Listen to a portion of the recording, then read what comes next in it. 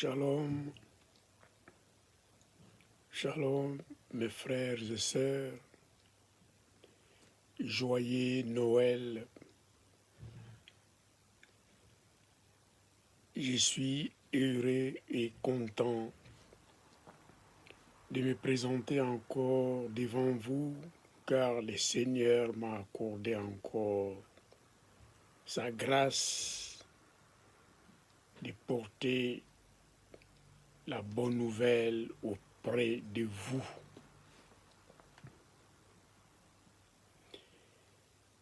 Nous avions fêté en famille la fête de Noël, mais je reviens devant vous avec ce thème que j'intitule « Ne touche pas à mes oins », que je vais vous relater aujourd'hui pour vous faire comprendre, nous, les appelés et les élus de Dieu, comment nous pouvons être attaqués, offensés et comment Dieu donne sa réponse contre ceux qui cherchent de toucher ses oins. Le verset principal ou la lecture principale est dans le psaume 105 et le verset 15.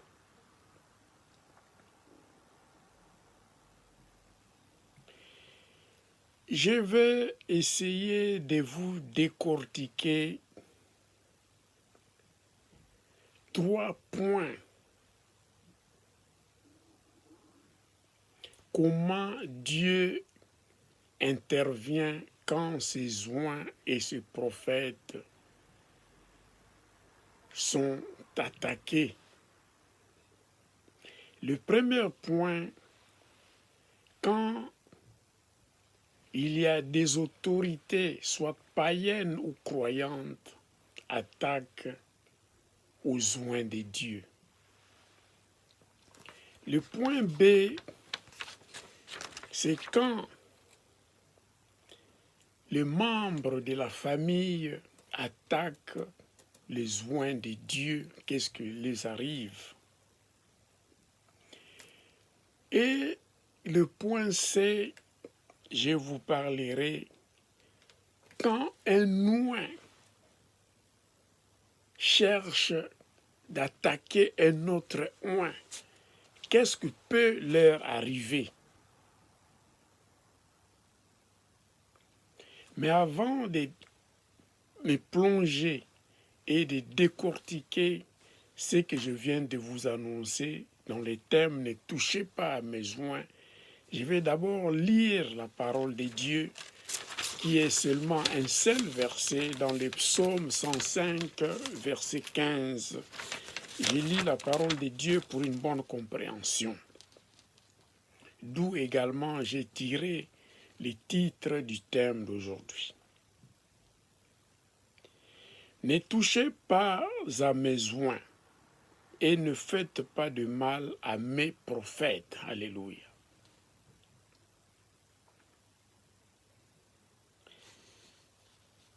Vous savez une chose, nous sommes de la part du Dieu Tout-Puissant, Jéhovah Sabaoth, l'Éternel des armées. Je vais faire un exemple. Nous sommes les appelés et les élus de Dieu. Nous sommes comme des représentants de Dieu ici-bas sur terre, comme des ambassadeurs des pays qu'on envoie dans une autre nation pour représenter ce pays. Mais sachez-le bien qu'il y a des pays très puissants, quand ils envoient leurs ambassadeurs, représenter leur nation auprès d'une autre nation, dans les pays les plus puissants et les mieux organisés, quand leur représentant est touché, la puissance réagit. Ce n'est pas comme dans des pays pauvres, là où leurs ambassadeurs parfois ne sont même pas payés, ils vivent même en location que leur gouvernement que les a envoyés ne paye même pas les loyers. Alléluia. C'est une parenthèse que j'ouvre, que je ferme. Mais notre Dieu, sachons-le bien, c'est lui le créateur des cieux et la terre et tout ce qu'il renferme. Avant que la terre, les cieux et tout ce qui renferme viennent créés par lui le créateur, il était Dieu.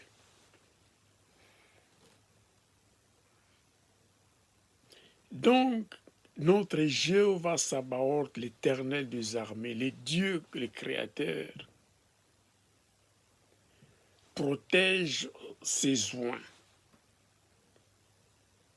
tient compte à nos personnes, car il nous appelle à notre propre nom.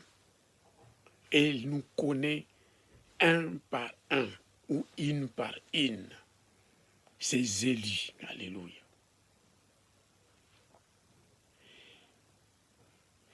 Pour commencer, j'ai choisi pour vous 2 lectures que vous allez approfondir à la maison pour parler des autorités qui ont cherché de toucher les oins de Dieu. La première lecture, c'est dans Genèse chapitre 20 du verset 1 jusqu'à 18. La deuxième lecture des autorités qui ont tenté d'attaquer les oins de Dieu, c'est dans 2 Rois chapitre 6 versets 18 et 20.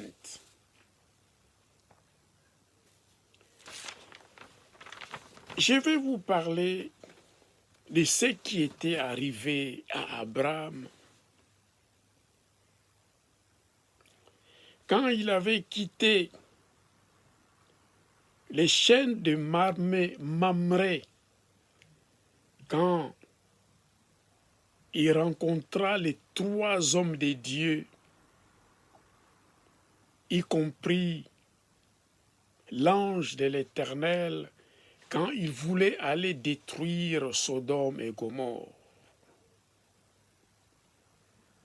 Mais ça, c'était le chapitre précédent. Dans les versets 18, chapitre 18, verset 1. Mais ici, quand nous entrons dans le chapitre 20,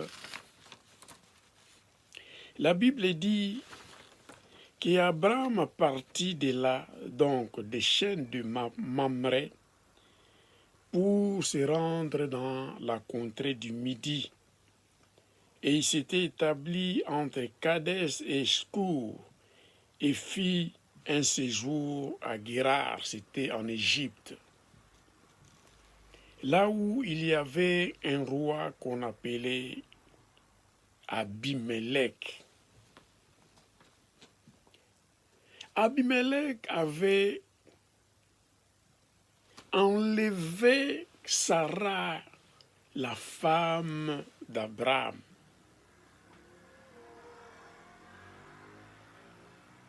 Il avait une mauvaise intention contre Abraham, contre le peuple d'Israël. C'est pour cela qu'il avait enlevé la femme d'Abraham, Sarah. Mais pendant que la femme d'Abraham se trouvait dans le palais royal d'Abimelech. La nuit, le Seigneur, notre Dieu, était apparu à Abimelech. Il avait averti de rendre Sarah, la femme d'Abraham, car elle avait un mari.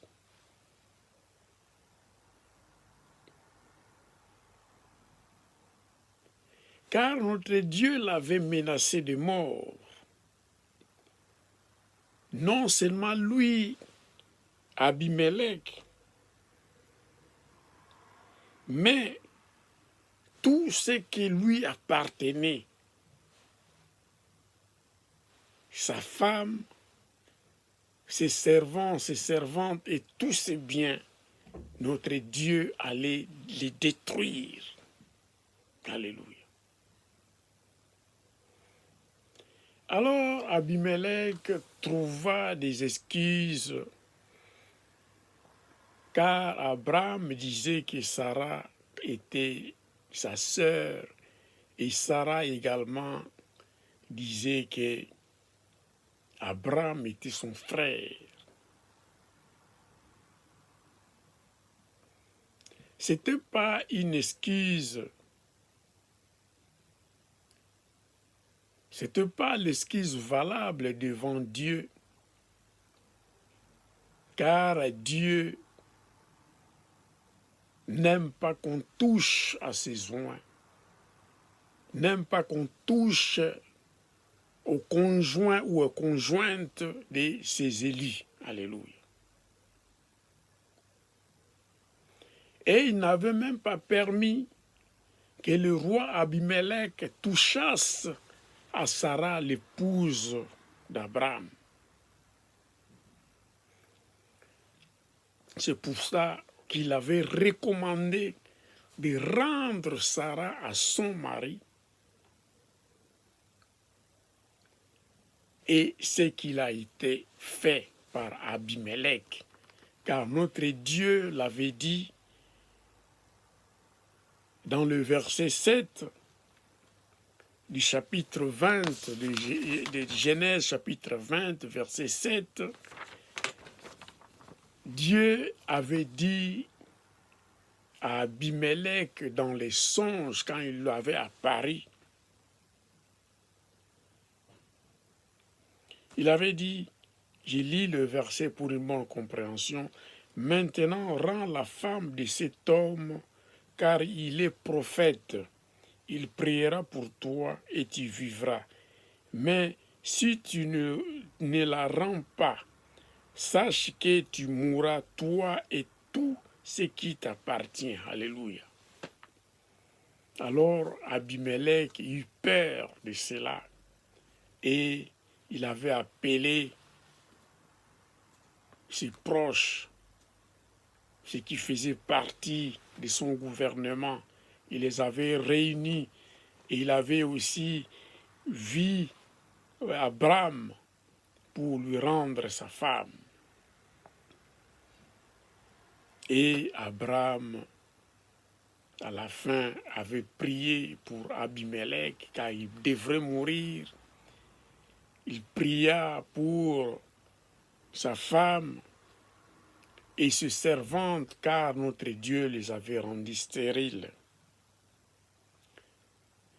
Vous les trouverez dans le verset 17 du même chapitre 20 de Genèse. Je vous lis cela pour une bonne compréhension encore.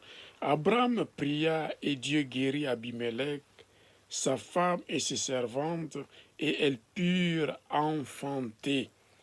Verset 18, car l'Éternel avait frappé de stérilité toute la maison d'Abimelech à cause de Sarah, femme d'Abraham. Alléluia. Donc les conséquences sont graves. Quand bien même vous êtes une autorité, un roi, un président, un prince ou n'importe qui, vous ne pouvez pas imposer ou exploiter votre autorité sur les oints de Dieu, car l'Éternel, notre Dieu, vous punira, peut vous punir, non seulement toi, mais peut également punir tout ton entourage, toute ta famille, et voire même tous tes biens seront maudits. Alléluia. Donc faisons très attention.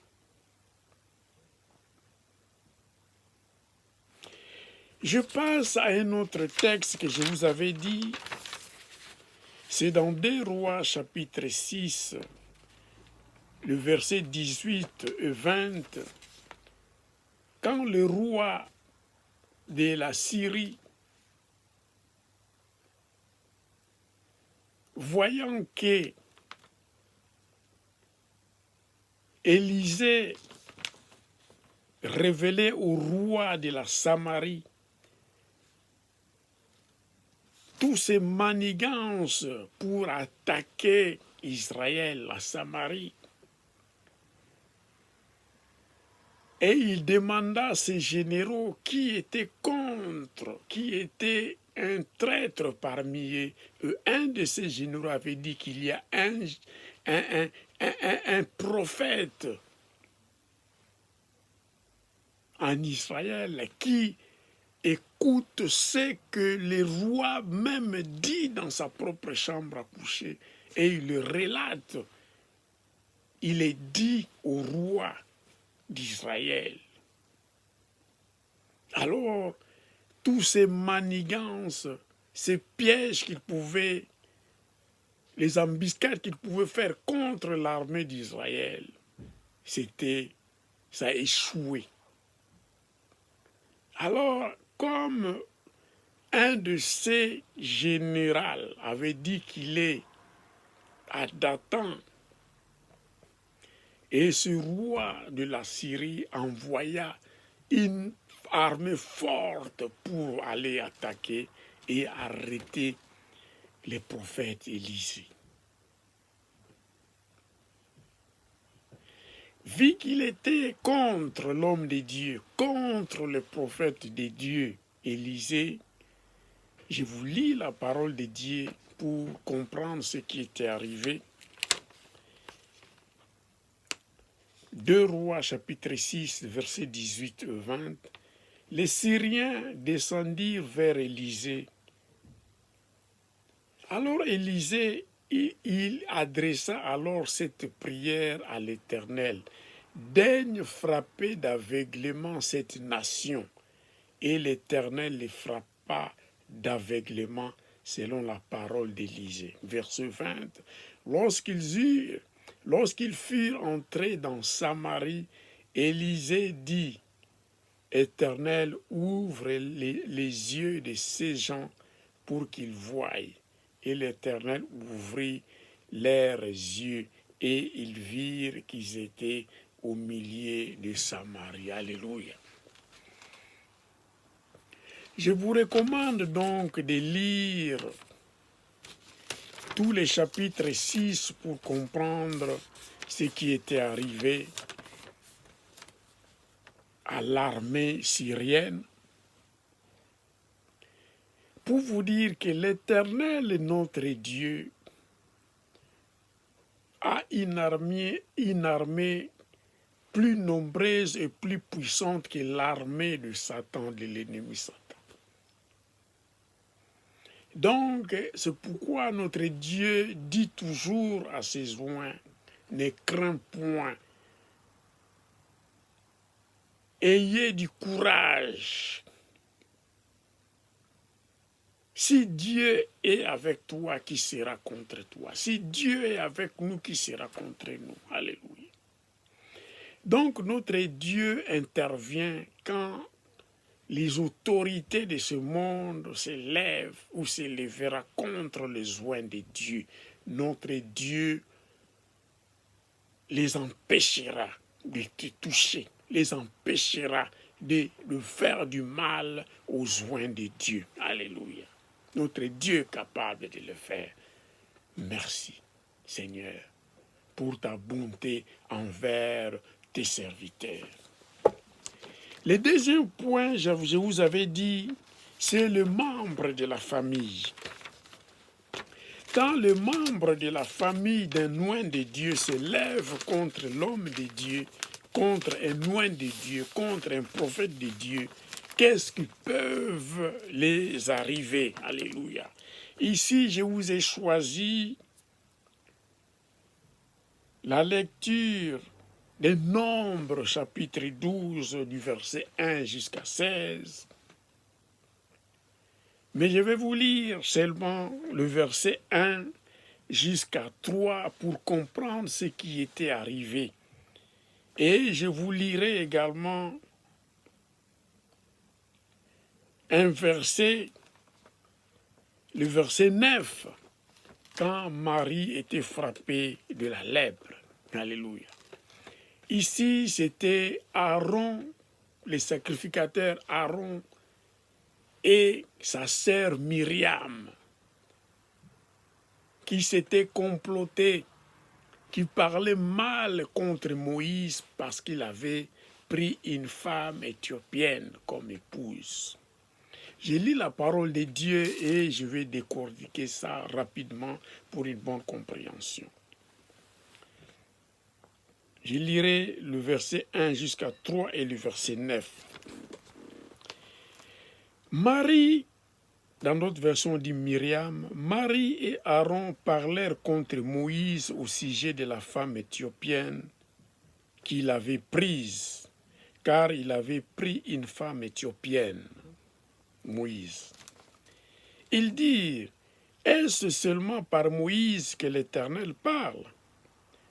N'est-ce pas aussi pour nous qu'il parle? Et l'Éternel l'entendit. Or, Moïse était un homme fort patient, plus qu'aucun homme sur la face de la terre. Je vous lis le verset 9. La colère de l'Éternel s'enflamma contre eux, contre Aaron et Myriam, Marie, et il s'en alla. La nuée se retira de dessus, verset 10, se retira de dessus la tente, et voici Marie était frappée d'une lèpre, blanche comme la neige. Aaron se tourna vers Marie, et voici, elle avait la lèpre. Alléluia. Ici, la Bible est claire. Quand bien même que nous sommes, que vous êtes le membre de la famille de l'homme de Dieu, de loin de Dieu,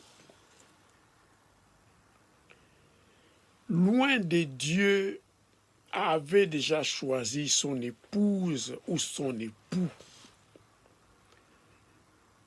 Vous ne savez pas l'amour qui lie deux personnes, qui devient une seule personne devant Dieu.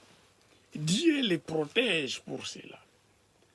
Mais à part leur union en mariage consacrée par Dieu, vous ne connaissez même pas leur histoire.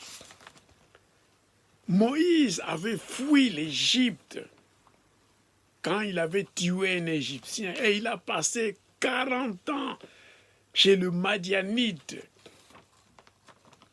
Il y eut grâce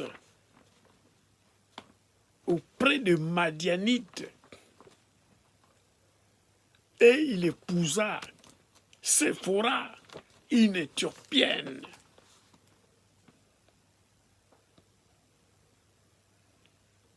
Pendant les 40 ans qu'il avait passé chez le Madianite, où était Aaron, où était Myriam, où étaient les Égyptiens, les Israélites, les autres qui les condamnaient pourquoi il avait épousé une femme éthiopienne? En plus de cela, Aaron même et Myriam même, sa propre sœur, se manigançaient contre Moïse parce qu'il avait épousé une femme éthiopienne. Oui, Moïse, le verset 13 ici dit clairement, l'Éternel entendit. Or, Moïse, selon Dieu, il était un homme fort patient, plus qu'aucun homme sur la face de la terre.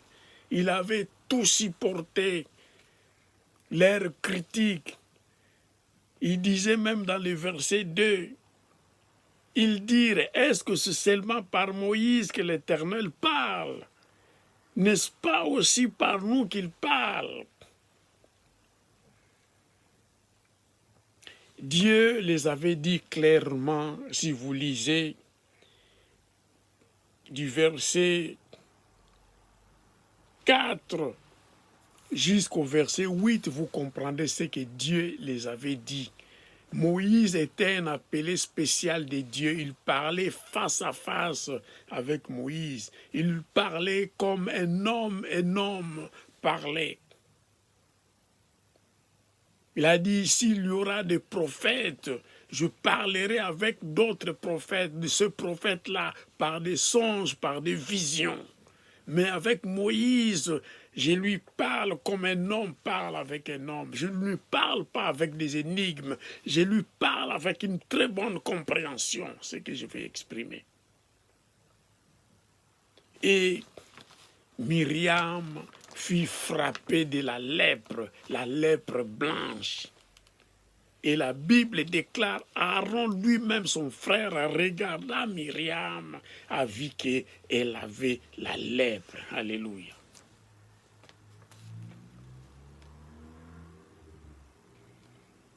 Et nous avons compris que Myriam, Moïse avait prié pour elle et elle était guérie de la lèpre. Mais Dieu avait répondu à Moïse qu'elle devrait rester pendant 7 jours retranchée là où les lépreuses peuvent séjourner.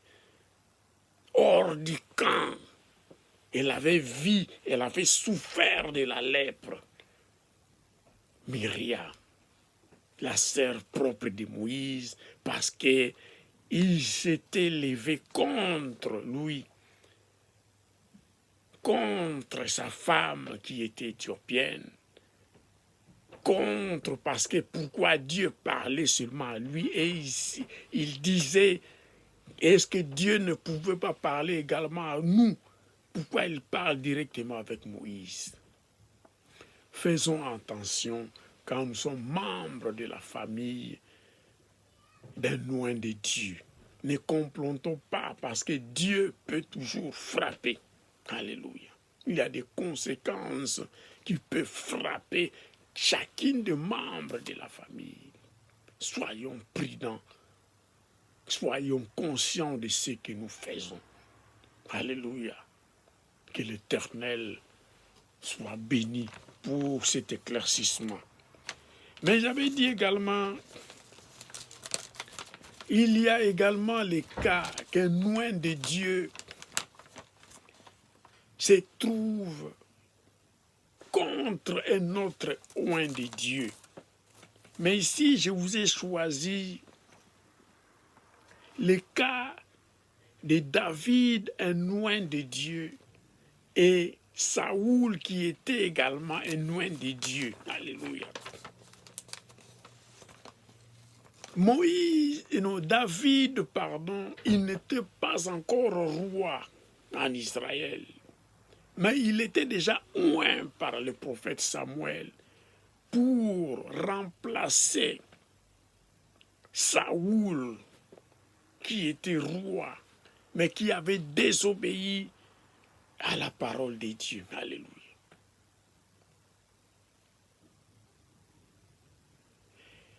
Et je vous ai choisi 2 passages que David, il a eu 2 occasions parce que le roi Saoul, quand il avait entendu par Samuel qu'il avait déjà oint une autre personne qui était David, il commença à attaquer David, il n'était pas encore roi. Parce que même quand David tua Goliath, la communauté israélienne chantait que Saoul a tué 1000, mais David tua 10 000. Alors ça a énervé Saoul et il était contre ce jeune homme pour sa notoriété parce qu'il avait tué Goliath. Alléluia.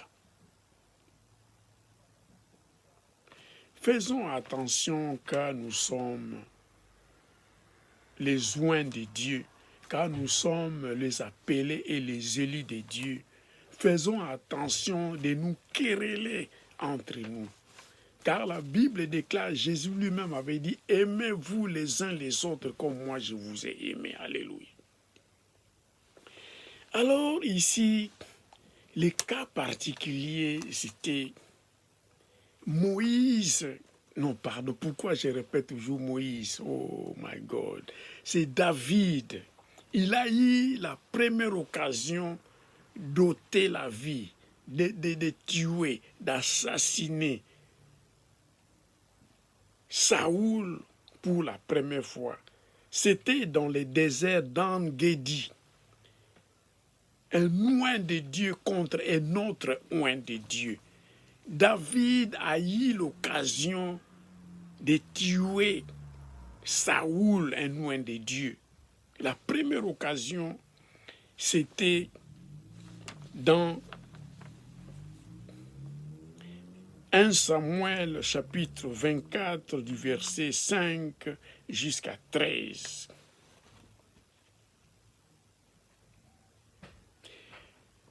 Le verset 7 me dit ici, et il dit à ces gens, que l'Éternel me garde de commettre contre mon Seigneur, loin de l'Éternel, une action telle que de porter ma main sur lui, car il est loin de l'Éternel. Alléluia. Le verset 7 ici dit clairement,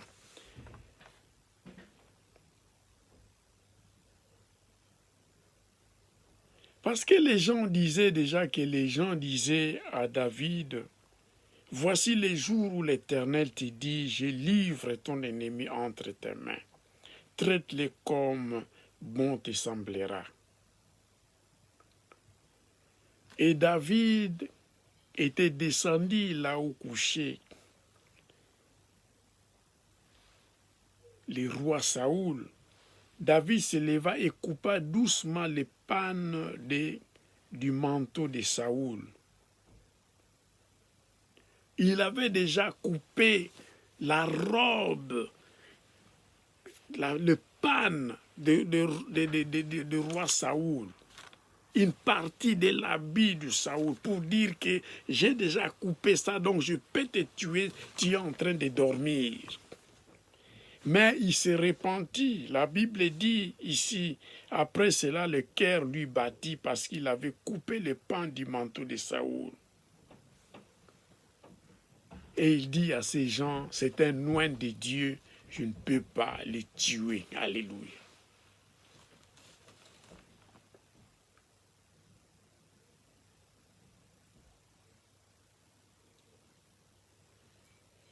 Il dit à ces gens que l'Éternel me garde de commettre contre mon Seigneur,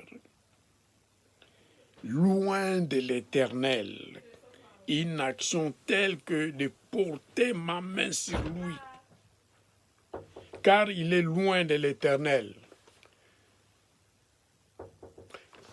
Yes. Je vous lis également la deuxième occasion que le roi David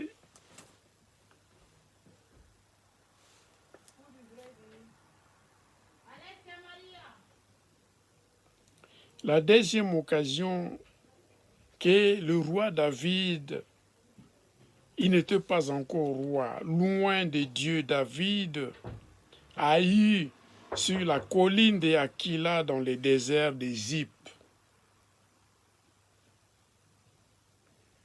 David avait épargné pour la seconde fois la vie de Saoul. Je vous lis la parole de Dieu car je vais terminer dans 1 Samuel chapitre 26 du verset 9 jusqu'à 12. Je vous dis ici, mais David dit à Abishai, ne lui détruis pas, car qui pourrait impunément porter la main sur loin de l'Éternel?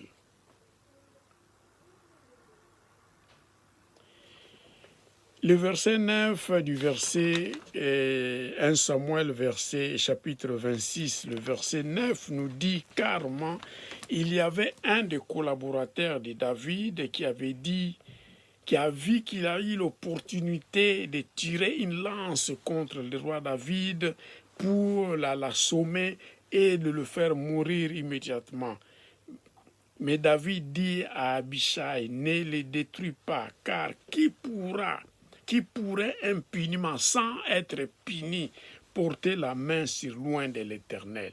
Donc, il avait déjà cette révélation, loin David, qui pourra impunément, qui pourra non être puni quand tu portes ta main sur l'homme de Dieu. Alléluia, loin de l'Éternel. David dit, l'Éternel est vivant, c'est à l'Éternel seul à le frapper, soit que son jour vienne et qu'il meure, soit qu'il descende sur un champ de bataille et qu'il périsse. Loin de moi, par l'Éternel, de porter ma main sur loin de l'Éternel. Prends seulement la lance qui est à son chevet avec la cruche d'eau et allons-nous-en. Alléluia. Donc, il dit à son serviteur de prendre seulement la lance du roi Saoul, sa cruche d'eau et son chevet qui est dans sa lance qui est dans son chevet avec la cruche d'eau et allons-nous-en. Donc, pour avoir la preuve que nous étions auprès de toi, on pouvait même te tuer, mais tes gardes et tous ceux qui étaient aux alentours de toi n'ont pas pu te protéger. Donc, nous avons sauvé la vie. Et rien n'a l'importance de chercher de m'ôter la vie, moi David, car moi j'ai eu ces deux occasions pour ôter ta vie, mais je ne l'ai pas fait parce que tu es loin de Dieu. Alléluia. Je vais conclure par là et je vous dis que vous soyez une autorité de ce monde, d'un pays, d'un royaume, d'une nation, que vous soyez membre de la famille de loin de Dieu, que vous soyez également un autre loin de Dieu, ne portez pas vos mains contre loin de Dieu.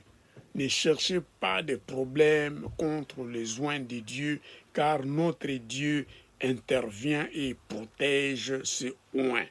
Et personne ne peut rester sans être puni par Dieu si tu touches à loin de Dieu.